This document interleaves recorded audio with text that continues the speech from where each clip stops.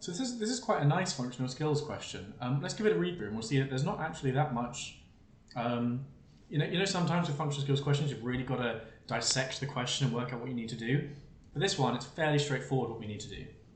So, Rick has a piece of wood. The piece of wood is 54 inches in length.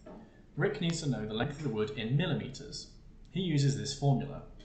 The formula says you take the length in inches, you divide by 12, multiply by 300, and you get the length in millimeters. Rick thinks the piece of wood is longer than 1,500 millimeters. Is the piece of wood longer than 1,500 millimeters? Show why you think this.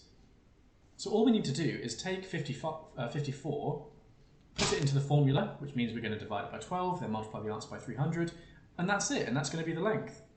So to the calculator, let's do it.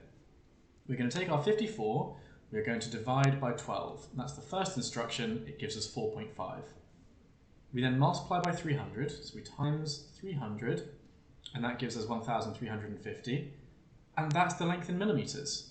That's it. So Rick thinks the piece of wood is longer than 1,500 millimeters. Is the piece of wood longer than 1,500 millimeters? No, it isn't. No. It is 13500 millimeters. Too many zeros. It is 1,350 millimeters. And that's it. So all we had to do was just put 54 inches into the formula, into the instructions or the rules. We divided it by 12, multiplied by 300, just following the instructions.